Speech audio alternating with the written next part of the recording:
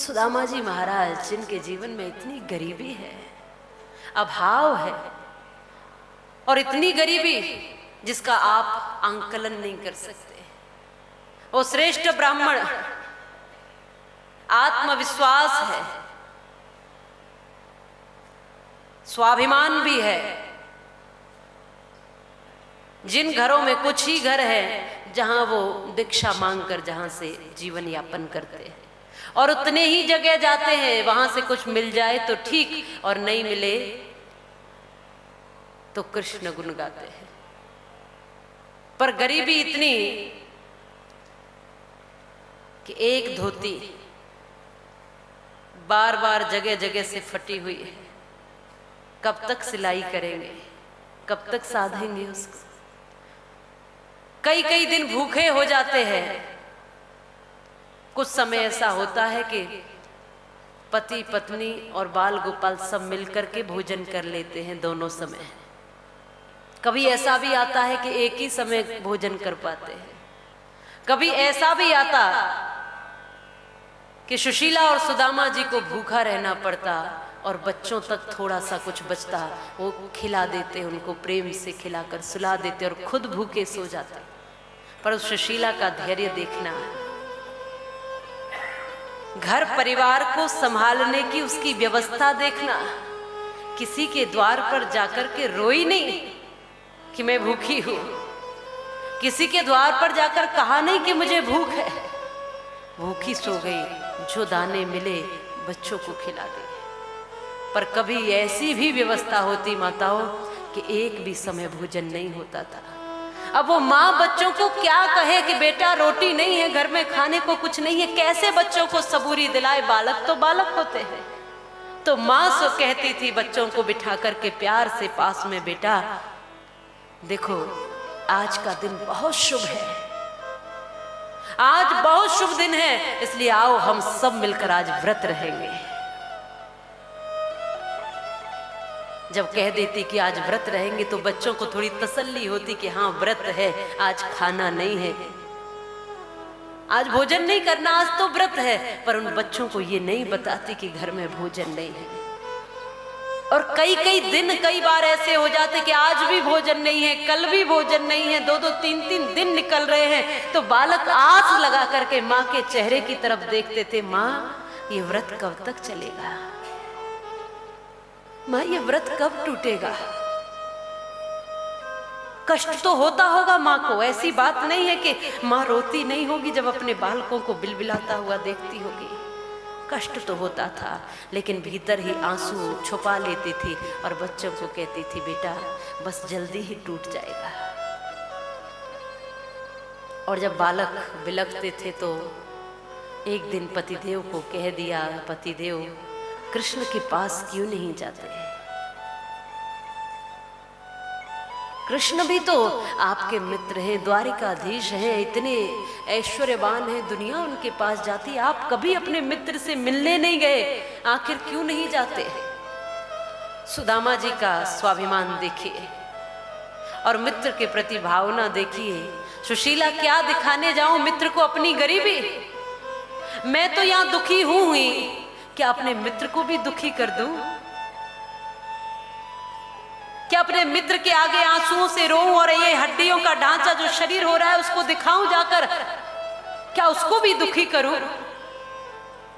वो देखेगा मेरी हालत तो रोएगा। मैं नहीं जा सकता। जैसे चला रहा है चल लेंगे, जो दे रहा है रख रह लेंगे।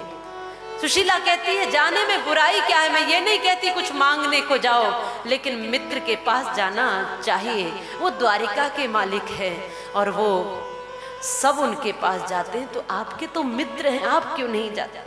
कहा एक बार को तुम्हारी बात मान भी लूं कि मैं जा रहा हूं, चला भी जाऊं, तुम कहती हो तो चला भी जाऊंगा, पर क्या खाली हाथ जाऊंगा? यहां चिंतन देखिए, बालकों के लिए अन्न नहीं है, खुद के लिए अन्न नहीं है, लेकिन फिर भी इतना स्वाभिमान है कि क्या मित्र के यहां खाली हाथ जाओ?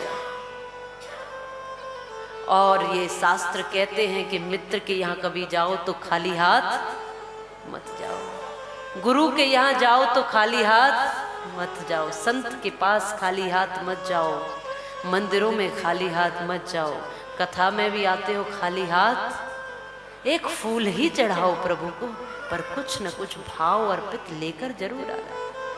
कुछ तो सुदामा से ज्यादा गरीबी तो नहीं है हमारे पास, फिर भी देखो कहता है सुशीला मैं बिना कुछ लिए जाऊंगा नहीं, खाली हाथ नहीं जा सकता अपने मित्र के पास। वो पूछेगा क्या लेकर आया है, वो मेरा यार है बचपन का, उसकी आदत मैं जानता हूं। वो पूछेगा तो क्या जवाब दूंगा। और पत्नी देखो, उसकी व्यवस्था देखो घर संभालने की, आप चिंता क्यों करते, मैं कुछ न कुछ बंदोबस्त कर दूंगी। जब सुदामा के तन पर एक फटी धोती है तो क्या सुशीला जो है नई धोती पहनती हो? उसके लिए भी तो वही फटी टूटी, वही जिंदगी, वही ऐसी जिंदगी, लेकिन सवार रही है। पर अपने घर के दुख को, अपनी पीड़ाओं को किसी और से नहीं कहती। सबके रोने अलग अलग है और यहाँ सब रो रहे हैं, पर सुशीला और सुदामा का जीवन देखो जरा, किसी से नहीं रोए। रोए तो कहां जाकर रोए? कृष्ण के पास गए तो कहां गए? कृष्ण के पास। शरणागति ली तो किसकी? श्री ठाकुर जी की। वो मेरा मित्र है, मेरे पीड़ा को समझता है।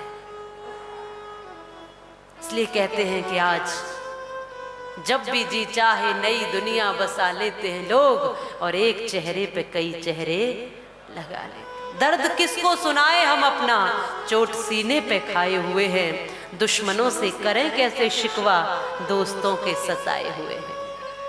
आज पहचानना भी है मुश्किल, लोग फिरते हैं चेहरा छुपाकर। दोस्ती का बड़ा हाथ आगे, पीछे खंजर छुपाए हुए हैं। और दुश्मनों से करें कैसे शिकवा, दोस्तों के सताए हुए हैं।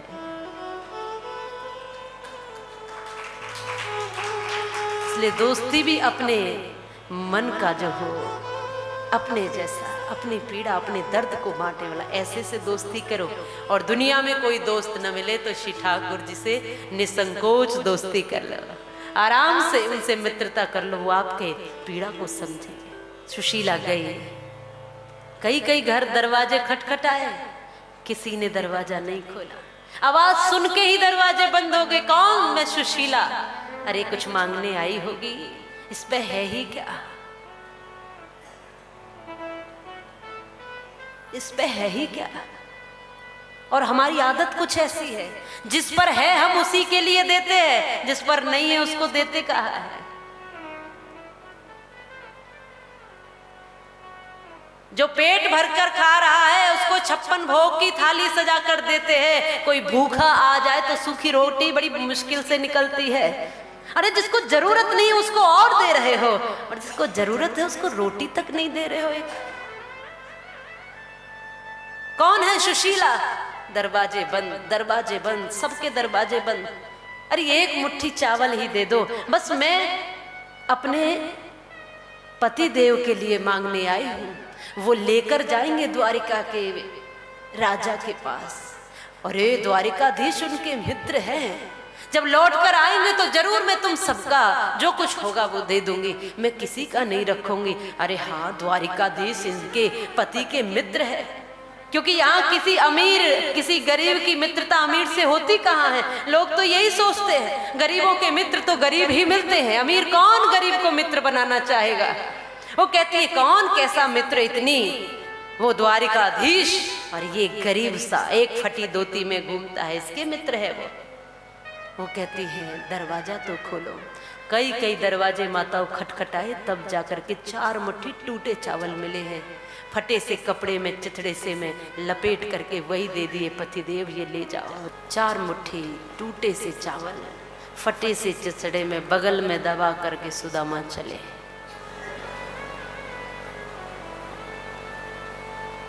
देखो जरा जीवन की गहराई। कृष्ण कृष्ण कृष्ण कृष्ण कृष्ण।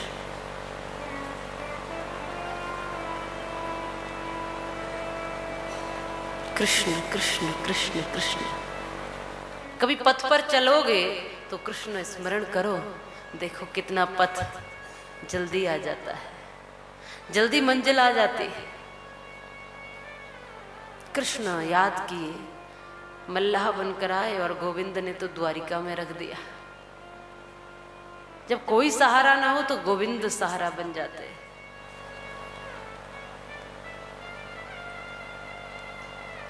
कृष्ण कहने से तर जाएगा। कृष्ण कृष्ण कृष्ण कृष्ण कृष्ण कृष्ण करते करते पार हो गए।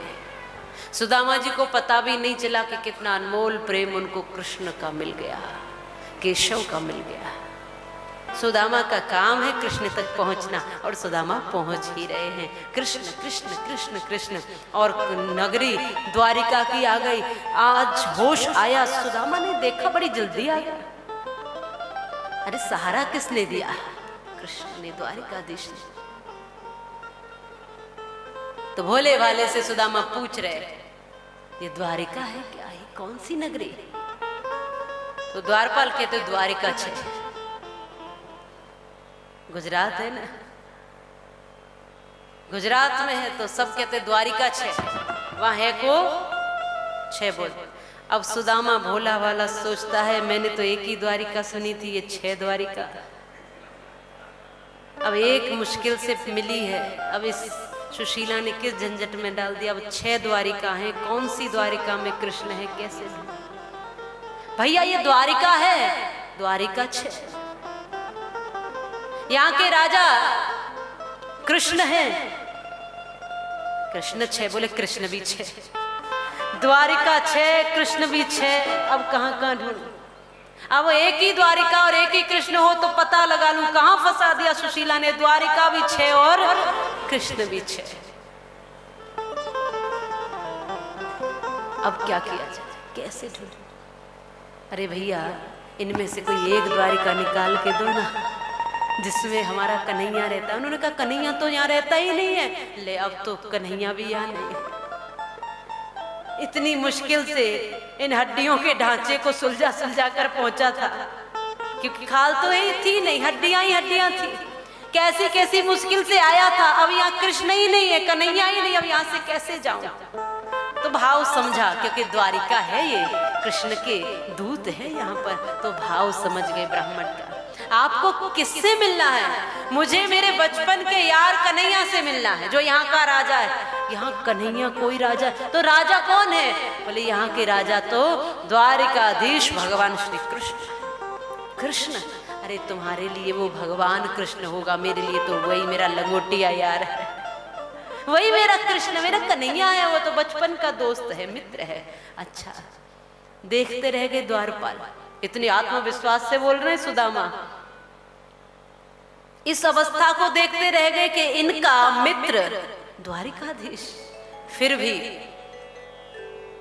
जब बार बार कहा कि मैं उनका मित्र ही हूं, एक बार जाकर मेरा नाम लेकर संदेश दे देना, वो नहीं आएंगे तो मैं यहीं से वापस हो जाऊंगा। जाकर कहा, भोजन करने बैठ ही रहे हैं भगवान। कहा प्रभु आपका मित्र आया है, एक ब्राह्मण आया है, जो गरीब सा ब्राह्मण है, बड़ी दीन सी अवस्था है, पर आपको अपना मित्र कहता है, बड़े विश्वास से मित्र कह रहा है। नाम क्या है? नाम उसका सुदामा बता रहा है। बस सुदामा नाम सुना, प्रभु ने थाली छोड़ दी, भोजन छोड़ दिया, पीताम्बर छोड़ दिया, पादुकाएं छोड़ दी, और नंगे पैर यूं ही मुख्य द्वार तक भाग लिए। ऐसे तो कभी किसी ने भागते नहीं देखा। रुक्मणी जी आश्चर्यचकित हो गई, और भी रानियां जो अनेकों विवाह इत्यादि हुए, सारी रानियां देखती रह गई। द्वारपाल देख रहे हैं, सभी मंत्री, सभी श्रेष्ठ ज्येष्ठ जो भी वरिष्ठ हैं वो देख रहे हैं, ये किसके लिए भागे हैं? आज ऐसा कौन आ गया? इनके लिए सभी भागे आते हैं, ये किसके लिए भागे आए हैं? तो जाकर के सुदामा से गले मिले हैं, जाकर के ये इनके लिए भाग रहे थे। भक्त के वश में है